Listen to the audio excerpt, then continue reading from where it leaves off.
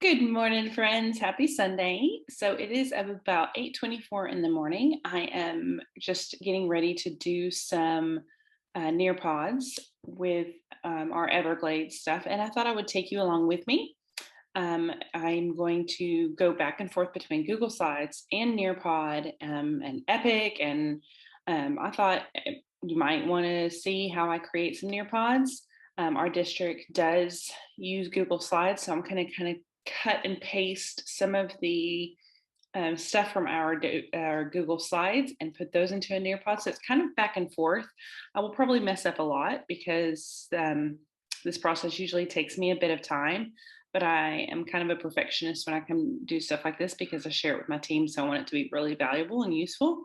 So I thought I'd take you along with me. So let's just get started. I hope my house stays quiet. I hope I don't have to pause in the middle of this for anything, but we shall see. So I'm going to share screen. And here we go. So as soon as my little bar up here goes away, I will show you what I'm doing. I'm going to just move me down here. So the book that we're reading this week, well, not this week, but this day, is called Everglades National Park. This is on Epic. Epic has some amazing Everglades books, y'all. I didn't realize how many books were on Epic, which is fantastic because we're doing nonfiction this week to round out our third quarter, and Epic's books are all nonfiction and they're fantastic. There are a few fiction books out there as I was doing a search on Everglades, if that's something that you like to teach or if you just like to teach about different ecosystems. But the nonfiction books on Epic are fantastic. So we're going to start with this one. And like I said, my district uses Google Slides as our PowerPoint to kind of take us through our reading lessons. Sometimes they're, amazing and wonderful, and sometimes they're, not. So, and, in every district I've been in, that's always the case. There's always bits and pieces that you can use. This set of slides, I'm just going to be taking bits and pieces of because the books they use are just not important to them. They don't really care about those, but these, because it's about home and it's about, something that's close to them, I think they will really like. So I opened up my Nearpod. Now I went ahead and started on this because I wasn't sure how much I could record, but I'm going to show you how I did these because Nearpod is so easy to use. So this is just kind of my opening slide. I always start off with an opening slide because as they're getting signed in on their tablets, they always have something to look at. So I just clicked slide and it gives you all these wonderful options. I'll show you some of those options here in a minute. I don't mess with the themes. I think that makes it too busy. So I just always push that off to the side. I just started with a title, Everglades. You could do anything. If you were doing a unit on plants and you wanted to be like parts of the plant, whatever. And then I clicked the plus button to add an image right here. And honestly, I wanted to find a video, but it was too much. So I just typed in Everglades. It brought up pictures of the Everglades National Park. And the thing I love about this is it takes you to Google, but it takes you to Google in a safe way. So if you're doing this with the students or having them do this, it's so much nicer for them to do it. So because they can search it and it's a lot easier. I remember one time I was doing Cat in the Hat, y'all, and I was searching for, I just wanted to show my kids a picture of the Cat in the Hat. So I just went to Google. It's one of my first years of teaching. And I just typed in Cat in the Hat. Y'all, if you can imagine some of the pictures that came up for cat and then in the hat, I would have never shut down a computer so fast. So be careful.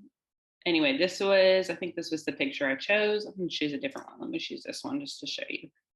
And then press save. And there it is. It pops it right in. And then you save that slide. Super easy.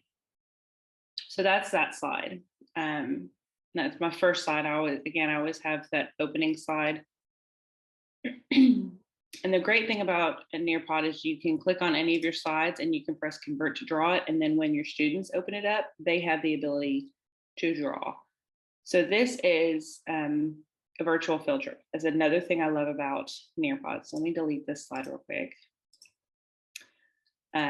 They have so many different activities that you can do. You can see all of this great stuff. And I'll probably go through a few of these, but because I already did virtual field trip, let me click on that one so you can see.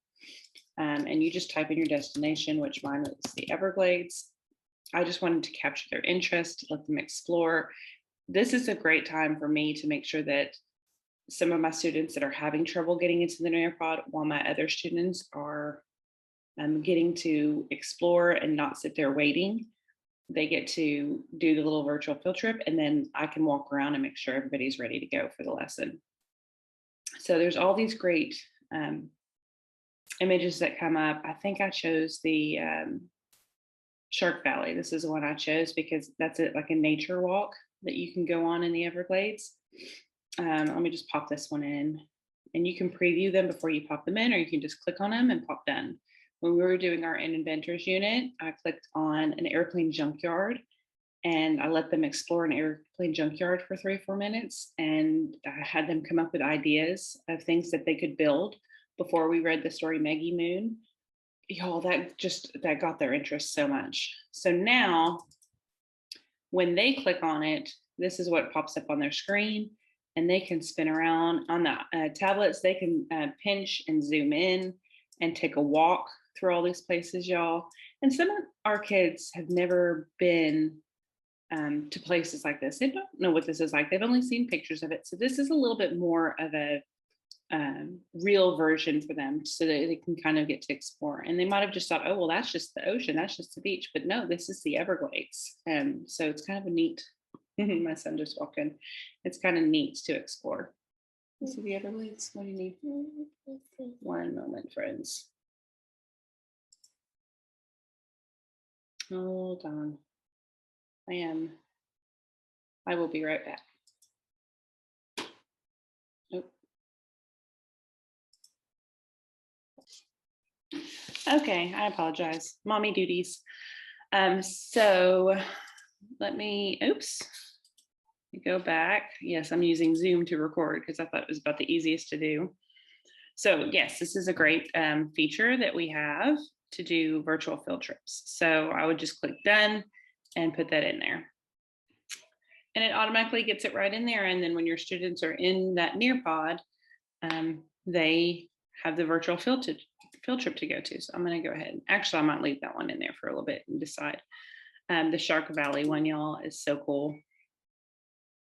This is a excuse me, trail that you can walk, and you can see a whole different kinds of things. It kind of gives you kind of a bird's eye view of the Everglades. It's so neat. And then you can go up to this observation tower, and again on the iPad they can squeeze in and explore.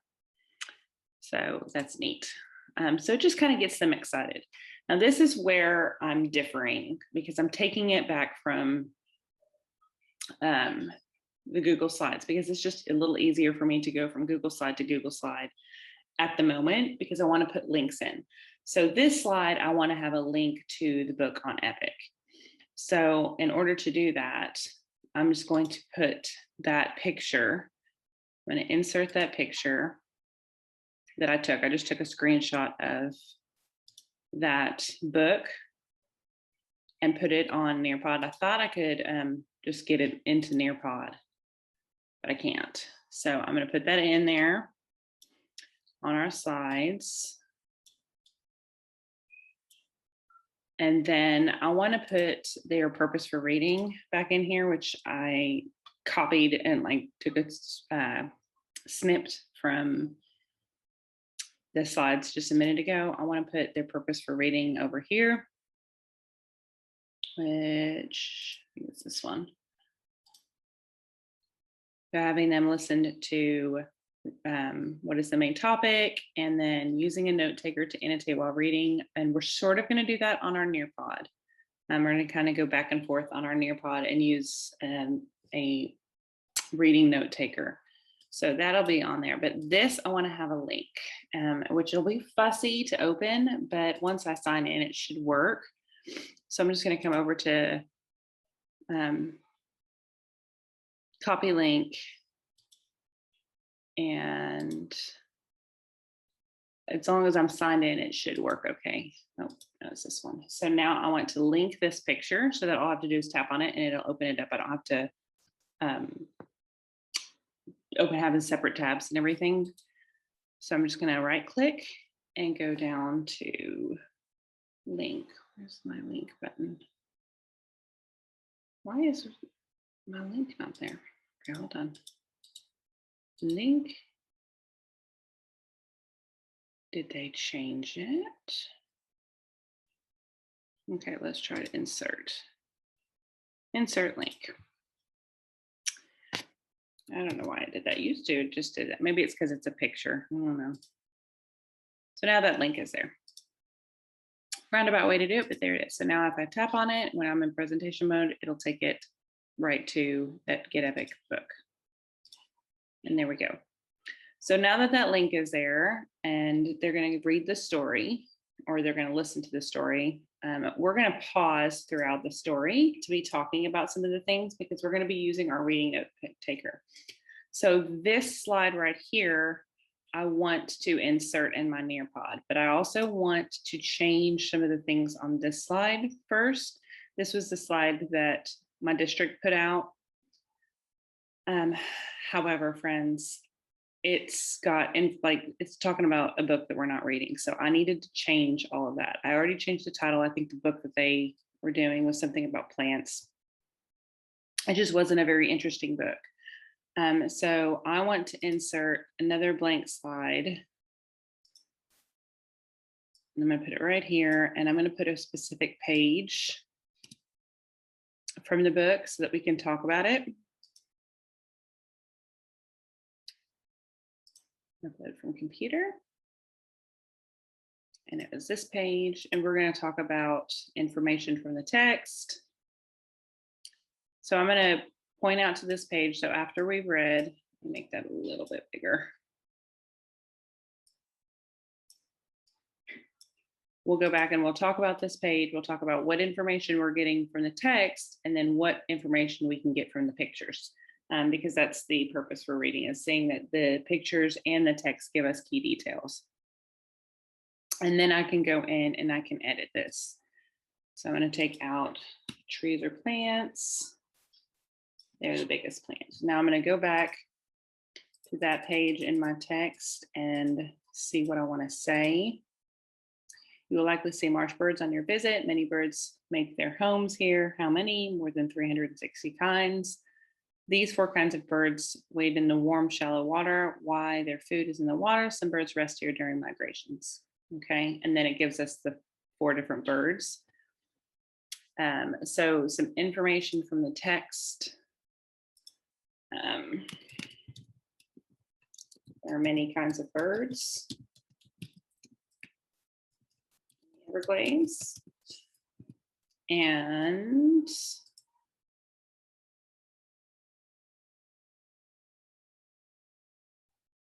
birds rest during migrations. Birds migrate to the Everglades. Okay. And then as far as information from the pictures, herons, we could say herons are gray birds with big wings. And you could even have your students do this part with you.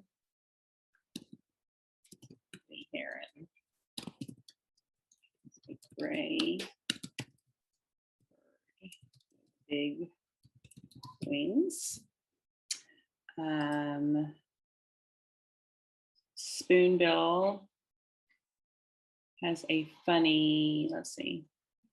Spoonbill is another pink and gray. I've seen gray ones as well. Let's say the spoonbill has a bill that looks like a spoon, and they wouldn't know that if they didn't have that picture other than the name, but I don't know if they would figure that out. Purple gallinule. That's pretty. I've never seen those birds here. Let me move out of the way so you can see.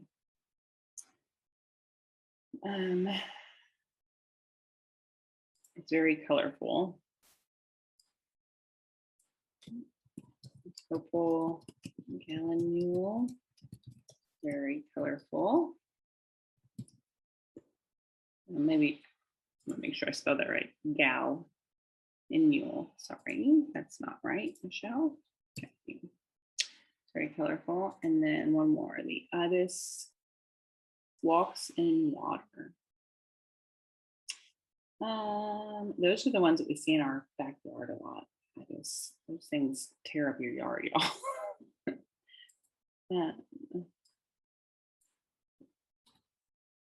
I'll just leave it there. Maybe I might have them add me. And then key ideas, something that they would learn from the images and the text is there are many kinds of birds in the Everglades. Not every.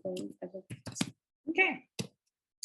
So that is my changing of the slide. And now I'm going to insert these 3 slides in my Nearpod.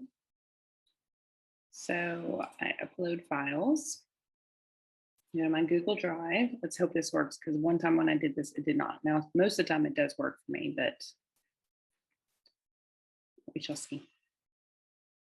It usually pulls up the first thing that you're working on.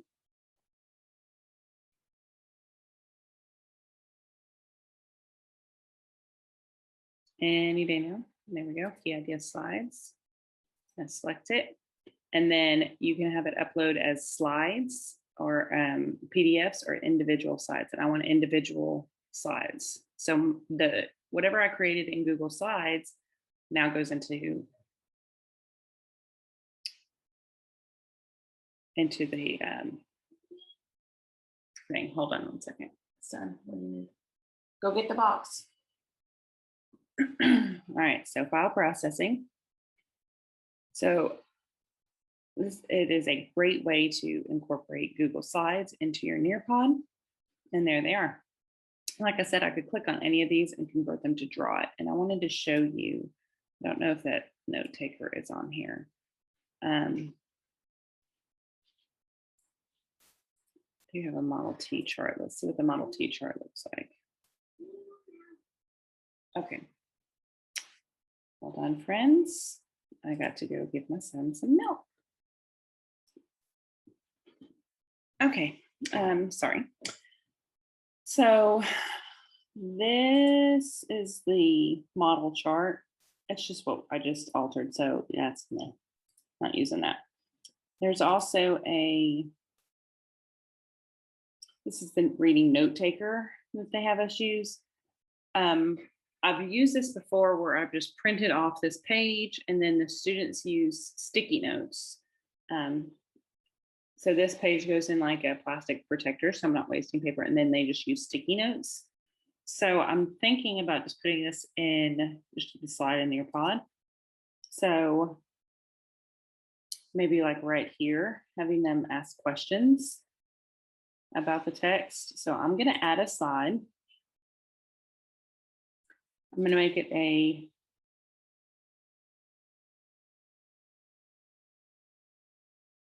open-ended question slide, because if I do a draw it, then they tend to get in there and play and draw, and then this way they just have to type. Draw its are really good for if you like upload a worksheet into Nearpod.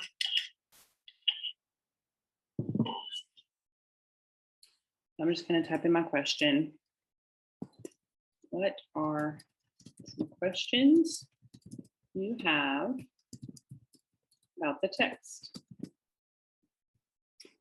And then I can even record me saying that. So I could add an image but I'm going to be reading it to them and then they'll type. So I don't need to record. But you could do that. Let's get my chair up, y'all. There we go. Okay, and that one is, it always puts the slides at the wrong spot. I don't want them at that spot, so I'm going to put that one here. And then questions about new words. So I'm not going to worry about new words in this particular reading because it's an epic book. So usually we have those discussions anyway. The first read, I don't think I'm going to mess with that. So I'm going to X out of that. And so I could even create games, things like that with them. But I do want to get an exit ticket out of them. I want them to give me some key details of something. So I might go back to the book and have them give me a key detail from another page. There was a really good one, I think, on alligators. Where's it at? Oh no, this one. So here we have different species. So I might take a picture. I'm going to X out of that. I'm going to hide myself real quick, y'all.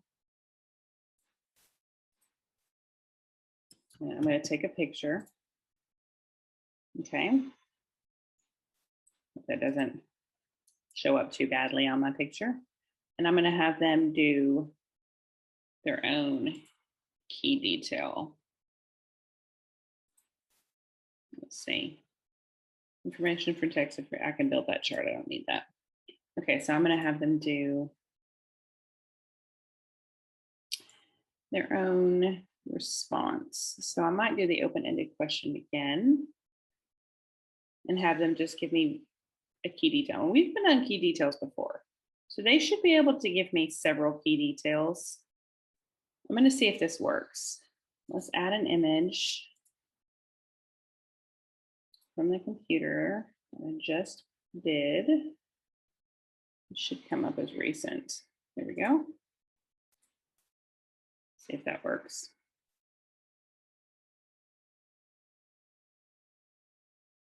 And then you ask your question. Give me, let's do 2 key details from this page. And I'm going to also enable student audio recordings because I have a couple kids that whose response can be, that's like a modification for them. Their response can be verbal instead of typing it out. So I can do that. Let's see how it looks. And I'll show you the final presentation. So this is just a short 20-minute lesson. I don't want to add too much to it. I've found that when I get too fussy with it, then it ends up being too long and then we don't get through it. And then I end up having to continue it to the next time and try not to be too fussy. I'm going to move me out of the way. Oh, I previewed just that one slide. Let me exit. I want to preview the whole thing. Okay, so my title, everybody's day 1. I'm going to save and exit. The great thing about Nearpod is even after you save it, if you want to go back to it, it's super easy to edit it. I'm going to stop share just to make sure that it doesn't pop up any personal information when it does, because when it goes back to the next screen, it tends to pop up. Okay, nope. Let me go back to share. And there we go. So there it is right there. So I can click on it and I'm going to preview it.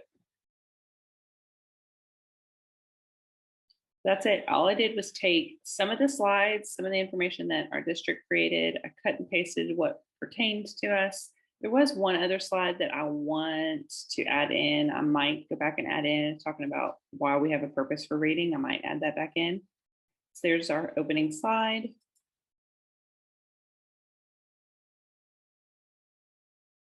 The VR virtual field trip. This is a slide I need to delete. I need to go back and do that because I don't need that. That's the other one I need to delete. And I might put that on the end. So as they're finishing up, if they get done, they can go to that one. Reading with a partner, and then should be able to click on that and take it. I think when I'm in actually live participation, it works. Open-ended question. What some questions you have about this text? And then we do this lesson, talk about information from the text, information from pictures, open-ended question. They have to click on it and they have to answer. They can record audio. Okay, so I'm going to exit preview and I'm going to edit. I think I can edit right there. Yeah. So I want to take out that one slide that I don't need. I actually think if I move it, I can move it to after this one. This one's going to go to the end. And, come on, end. There we go. And then I think I can put the link for that book there as well. Let's see, copy link. Share this book, copy. Nearpod. I think I can put the link. Oh no, I think I have to do, yeah, I have to do a new slide and I have to do it that way. Let me see if I can make that work that way, because I'm pretty sure when I pull it up, it has the ability to link when I'm sharing it, like doing live presentation. I can't remember. I don't want to open a live presentation right now. Web content. Let's test that link.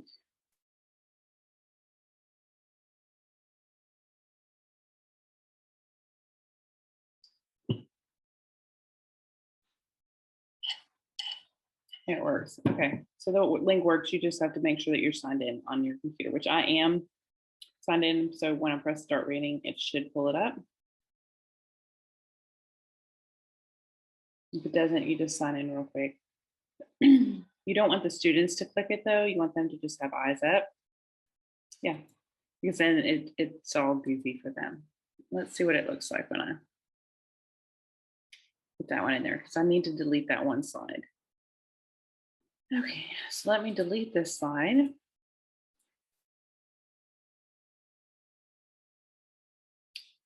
So here's the website.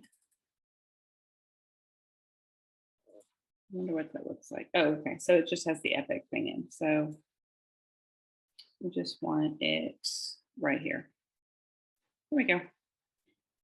And yeah, we'll save it and we'll preview it.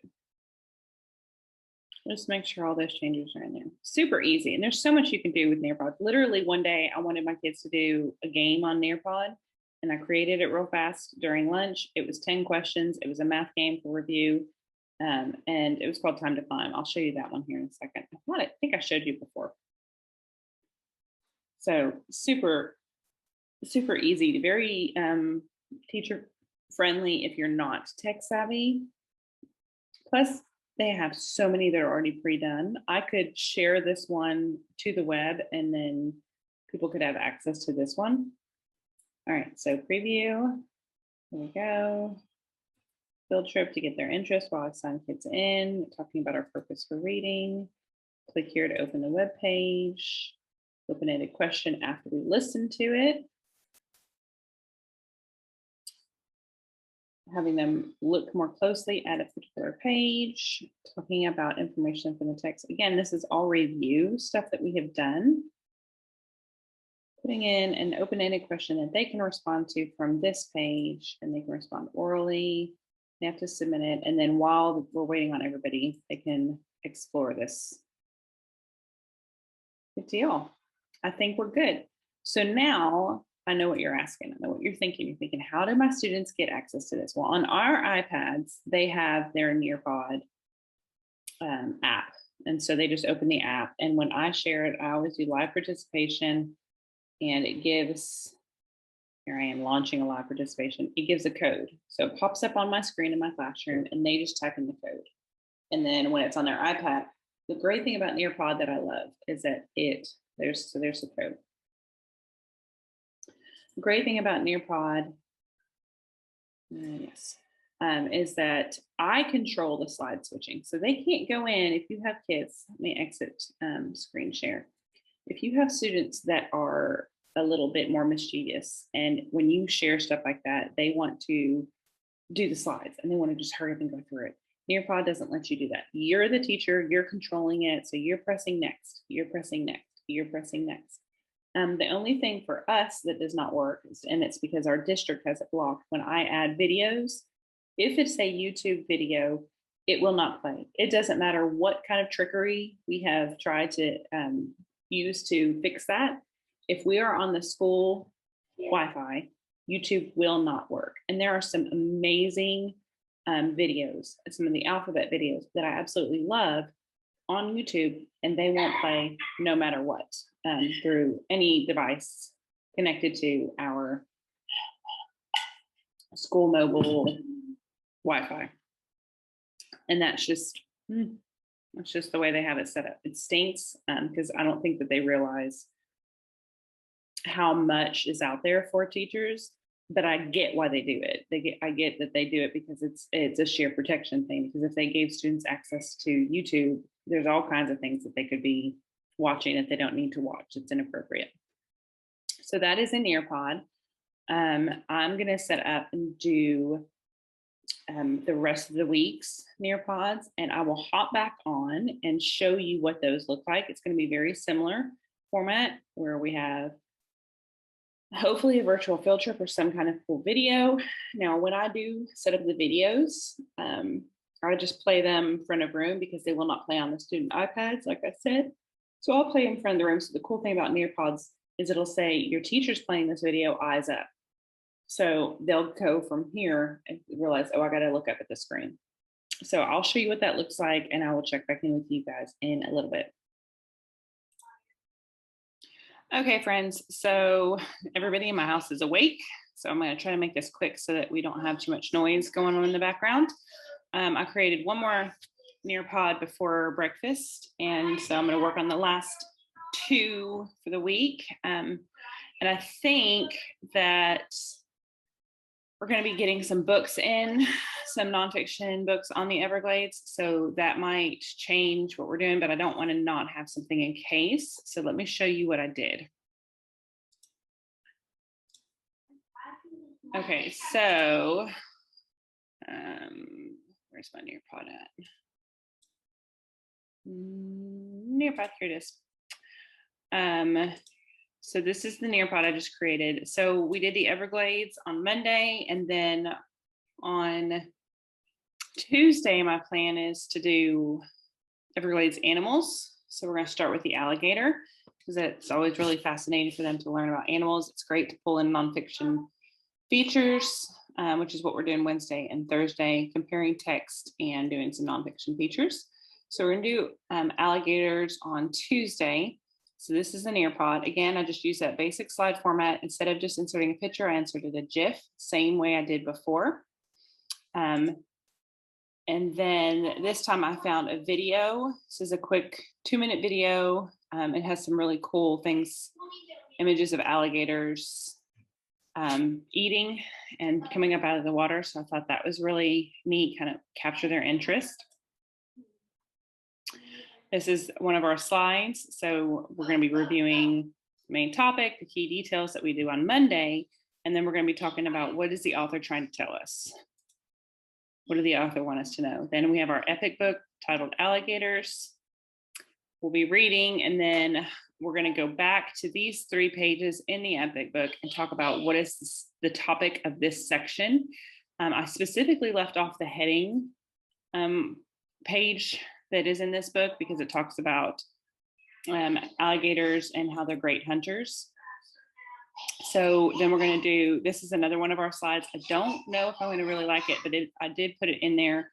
I put in the point of that section that we talk about on the previous page. So we'll talk about it here.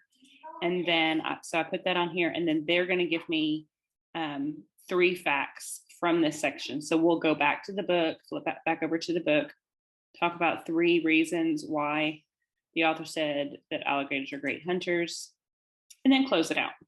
Easy peasy.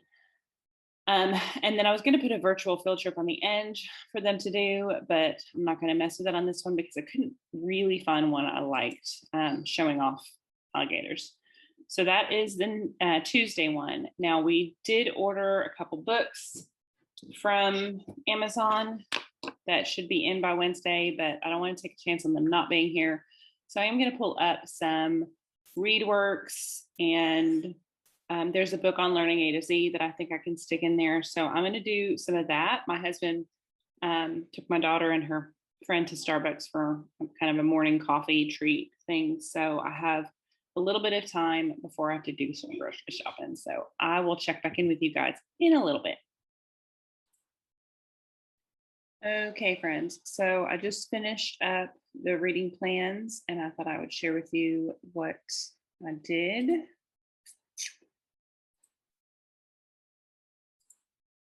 Okay. Then let's start that over.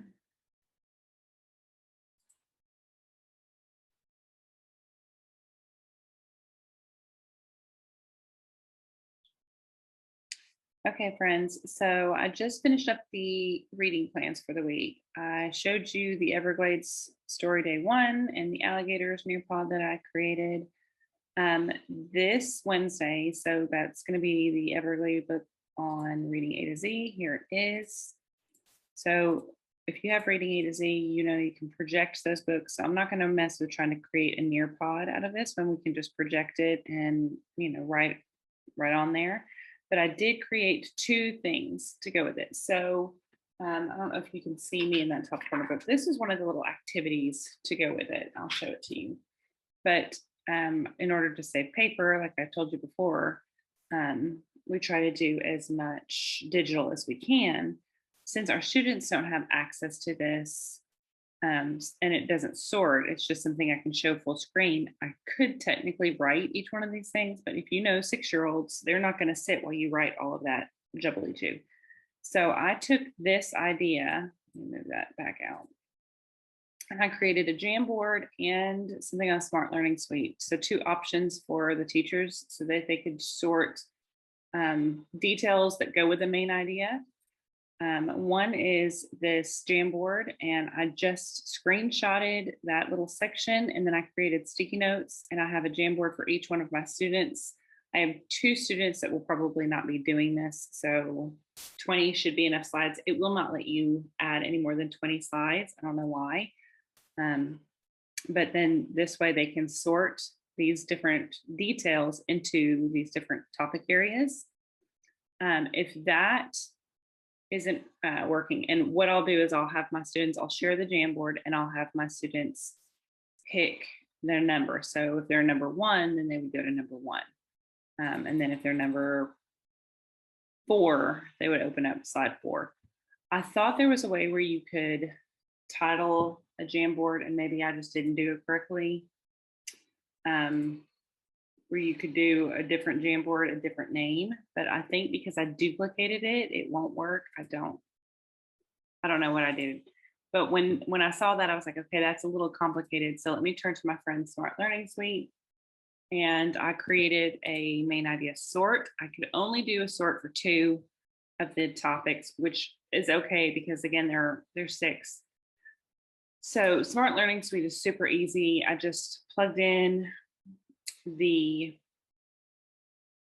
topics on the top, the first 2, because those were the most popular and most prevalent in the story, talking about the Everglades having different areas, and then the Everglades becoming a national park, the reasons why it became a national park. So all these things from the story. And then the kids have their little things down here to sort. So I just chose the jungle one because that was kind of interesting. So I would read these to them, and they would sort into the different little tree houses. So for example, that it's talking about the different areas, reasons why it became a national park. And there you have it. And all of that was information from the story. That's it. So my students can sign in and they can do that on their own or with me. Either way, it's a creative way to get like a quick check on what they can do. Or you could give them the paper pencil version and have them cut out and sort themselves. Oh, I have to get off of that because that noise is going to be too much. So that is done. And then where's my last one? Thursday is, we ordered a book, Who Lives in an Alligator Hole. So that's supposed to come in Wednesday. So that we're going to do text features. We have a wellness event Thursday, so I don't know that we're going to get to actually doing much. So I didn't want to put very much in. So they're going to do text features review. And then I have to put in our testing code, and that's it. So I hope that this might have helped you if you have to do a few Nearpod lessons, or if you're trying to think about how you could incorporate Nearpod or Smart Learning Suite more. Again, I'm just taking what the district already provided, snipping off bits and pieces, plugging in books that are more authentic and relevant to my students, and making activities that are more appropriate than what we get sometimes. So with that being said, I hope you guys have a wonderful afternoon. I might be back later for some more planning and game creating, but I am off to the grocery store. So I will see you guys tomorrow.